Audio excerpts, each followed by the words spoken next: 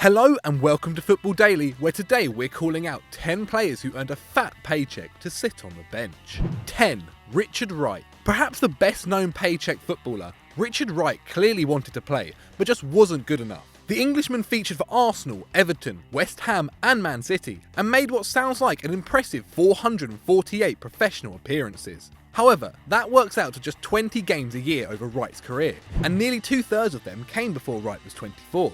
Over his final 6 seasons as a pro, Wright played 3 games in all competitions, as he sat on Man City's bench to fill out their homegrown player quota. Those are Abu Dhabi's numbers, though Wright outdid the injury-prone Frenchman in silverware, winning the double, technically, with the Gunners in 2002. He was also a full England international while still at Ipswich, playing twice for his country. However, he did give away 2 penalties on his debut. 9. Djemba-Djemba. Djemba-Djemba is a frequent guest on lists of the worst Man United players ever, but the Cameroonian somehow managed to get contracts with 13 different clubs, from Old Trafford to Indonesia and Israel. However, despite all those signing on bonuses and a 75k a week wage at United, Djemba-Djemba was declared bankrupt when he left for Aston Villa in 2007. Reportedly, he had 30 bank accounts and 10 SUVs, and went on to spend brief periods in Qatar and India to get his finances back on track. In 15 years, Djemba-Djemba played 277 times, that's 18 games a season, and scored 11 goals, or 1 every year and 4 months. Still, he did win the Africa Cup of Nations with Cameroon, winning 24 caps for the Lions. That's more than Ilkay Gundogan for Germany. 8. Tommy Parkin. Why did Ipswich Town produce so many useless bastards? Like Richard Wright, Tommy Parkin came up with the Tractor Boys, but unlike the keeper, he only left late in his career after spending 14 years at Portman Road. The midfielder made his debut at 22 as Ipswich lost 5-0 to Nottingham Forest in the Charity Shield. But by the time he was 27, he'd racked up just 20 first-team matches. He never scored in English football, with his only 2 goals coming while on loan in the USA to the Connecticut Bi-Sentinels. The American team was dissolved during Parkin's time there, but he did get to play against Pele, who was then with the New York Cosmos. In the end, Parkin's salary was a luxury Ipswich couldn't afford, and they had to let him leave for Bury Town in 1987. 7. Sebastian Backer. Bayern Munich are justly famed for the quality of their youth products, but the reputation of the club has given some academy graduates more luck than they deserve. One such player was Munich native Sebastian Backer, who was promoted to the first team in 2000. With Sami Kufur, Thomas Linker and Patrick Anderson in the squad, the defender couldn't get a game, as Bayern won the league and Champions League, and he had to move on to second-tier Duisburg after a year.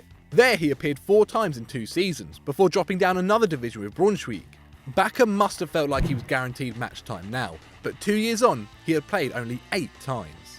As soon as Braunschweig won promotion, they ditched Backer, who returned to Bavaria to play semi-professional football.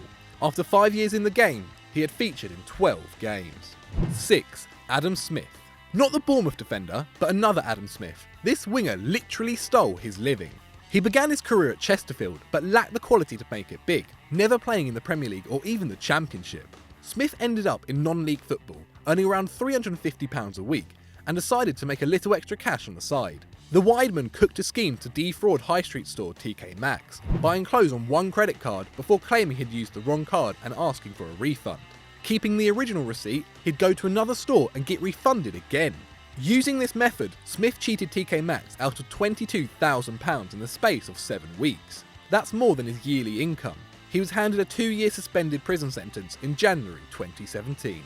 5. Jonathan Woodgate. Regarded as one of the finest defenders of his generation at Leeds and Newcastle, impressive given that Terry, Ferdinand, Campbell and King were all contemporaries, Jonathan Woodgate swapped Tyneside for Madrid in 2004, when Real paid £13 million for his services.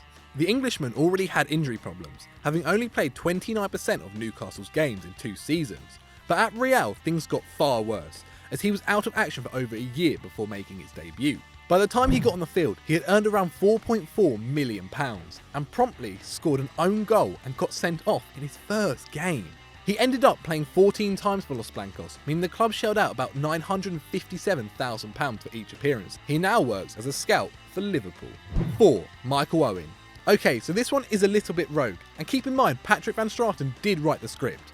Michael Owen was generally one of the most exciting young forwards in the world when he burst onto the scene as a 17-year-old. netting on his debut for Liverpool and hitting more than 150 goals in his 7 seasons at Anfield.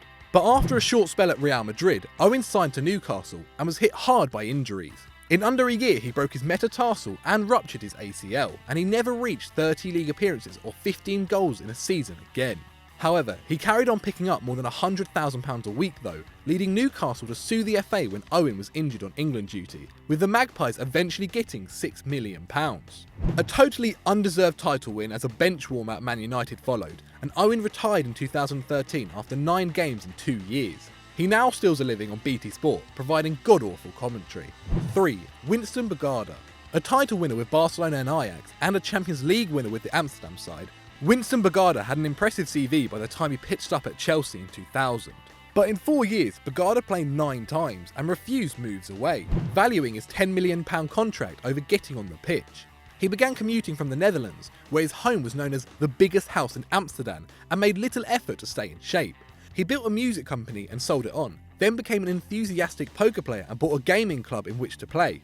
However, after the club was robbed and a man shot dead, Bogarde got out of that business too, and his taste for the high life saw him fritter away all his Stamford Bridge earnings. He earned his coaching badges but failed to get a job, and in the end was kicked out of his house. 2. Stuart Taylor.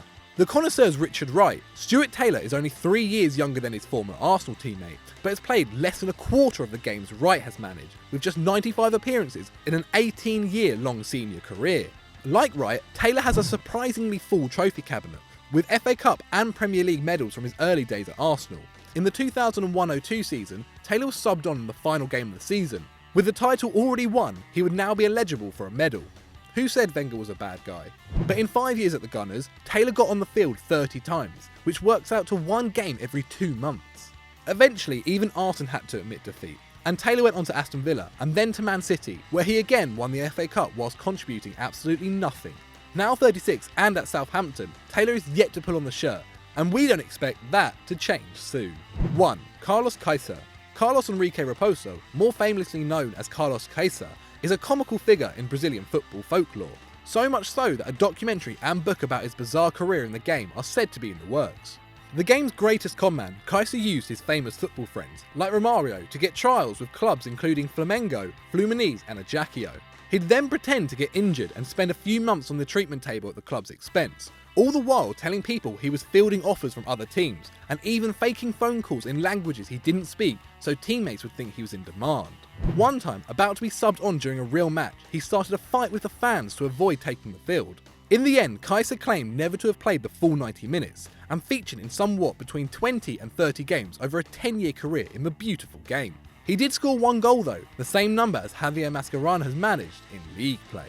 So we hope you enjoyed that, and if you want to check out more of our videos, then click here on screen. Don't forget to like and subscribe and get on our Snapchat and our Twitter.